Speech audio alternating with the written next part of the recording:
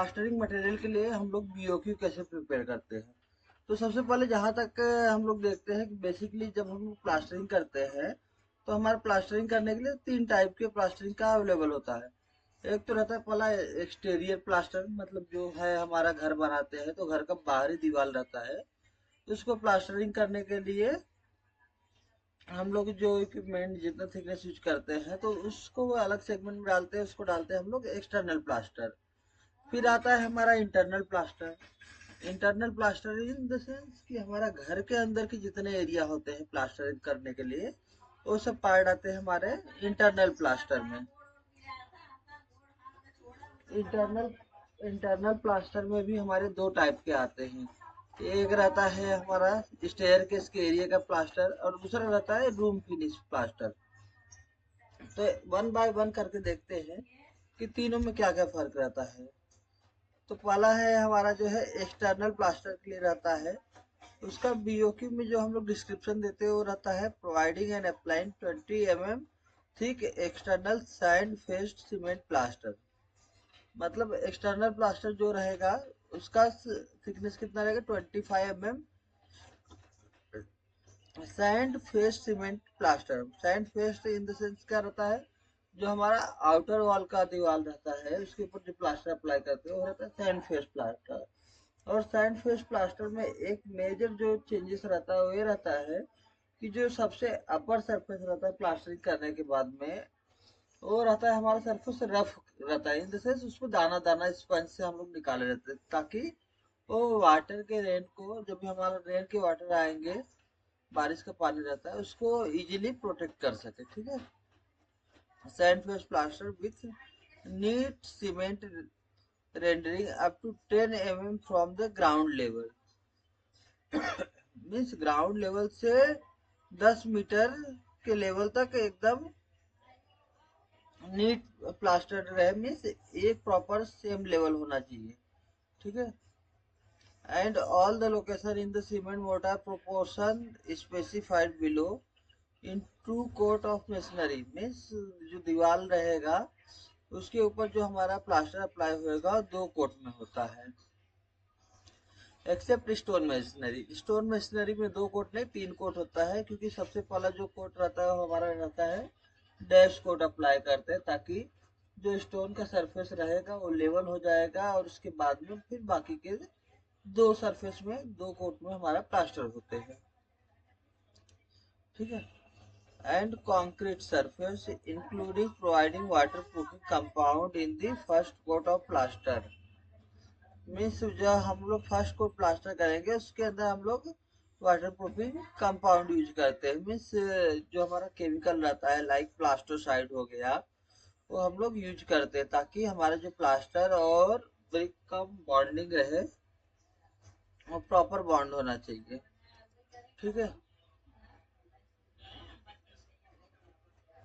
ये हमारा हो गया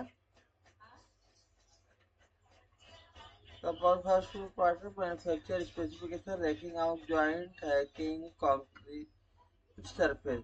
मीन्स अगर उसके कंक्रीट का सरफेस रहता है उसके ऊपर अपन हैकिंग करते हैं और finishing curing providing water as per manufacture specification. इसके अलावा जो रहता है हमारा, अगर कंक्रीट का सरफेस है उसके ऊपर अपन हैकिंग करते हैं, फिर फिनिशिंग करते हैं। फर्स्ट कोट और सेकंड कोट प्लास्टर करने के बाद में उसके ऊपर अपन जाली मारते। फर्स्ट कोट रहेगा तो जाली मारेंगे, फिर सेकंड कोट प्लास्टर 15 mm का करते। फर्स्ट कोट 15 mm का रहेगा, सेकंड कोट 10 mm का। प्लास्टर करने के बाद में फिनिशिंग करेंगे, और इसके साथ साथ में जो हमारा प्लास्टरिंग रहेगा इसी में हमारे स्काफ फोल्डिंग, मीन्स अगर हाइट अब वो 10 मीटर है तो हम लोग उसमें बाम्बू बांधते हैं सपोर्ट प्रोवाइड करने के लिए प्लास्टर के लिए। तो scaffolding etcetera as per the by engineers, directed by the engineers. ठीक है। यहाँ पे है engineer incharge, minimum time lag between the 2 coat shall be 24 hours. Means first coat हुआ उसको बाद में उसको बाद में उसमें अपन क्यूरिंग करते हैं, और फिर सेकेंड कोट चालू करने के बीच में कम से कम 24 आवर और मैक्सिमम 72 आवर्स मीन्स मिनिमम एक दिन का गैप होना चाहिए और ज़्यादा से ज़्यादा 3 दिन और 7 दिन का गैप होना चाहिए। ठीक है, ये हमारा 2 कोट का प्लास्टर के लिए रहता है, ताकि प्रॉपर उसको सूखने के लिए, उसका स्ट्रेंथ गेन करने के लिए टाइम मिल जाए। तो हो गया, इसके लिए प्रॉपर स्पेसिफाइड कोड दिया है एज पर IS 2402 ऑफ 1963। अभी सीमेंट मोटार का रेशियो है 1:3 मीन्स 1 पार्ट सीमेंट रहेगा, 3 पार्ट मोटार रहेगा। अभी यहाँ पे मेरा यूनिट है BOQ में कि कौन से यूनिट में हम लोग का प्लास्टर का एरिया मेजर किया गया है। तो स्क्वायर मीटर में एरिया मेजर किया गया। अप्रोक्सीमेट जो एरिया है हमारा 2790 मीन्स 2790 स्क्वायर मीटर प्लास्टर करना रहेगा। तो एरिया आने के बाद फिर आ रहा है क्या है, इसका रेट है। रेट है 561 रुपीज। यहाँ पे मेरा टोटल अमाउंट आएगा means 2790 square feet, sorry square metre plaster के लिए at the rate of 561 rupees. Total हमारा अमाउंट आएगा 15,65,190 रुपीज आएगा। सिमिलरली जो हमारा इंटरनल प्लास्टर रहेगा, जो हमारा स्टेयर केस का एरिया रहेगा या फिर इंटरनल प्लास्टर के ओपन वॉल का रहेगा, उसमें हमारा रहेगा थिकनेस रहेगा 20 mm thick internal plaster with neeru finish.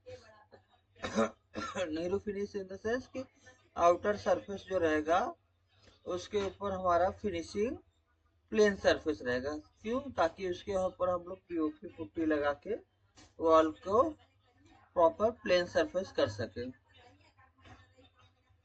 With below 2 quotes, इसको भी 2 कोट में करना है। कंक्रीट सरफेस के ऊपर हैकिंग रहेगा, ज्वाइंट हैकिंग रहेगा, concrete surface water finish, watering करना रहेगा, फिनिशिंग, क्यूरिंग, स्काफोल्डिंग सब मेंशन रहेगा। इसका एरिया है 715 स्क्वायर मीटर, उसका रेट दे दिया है 560 रुपीज।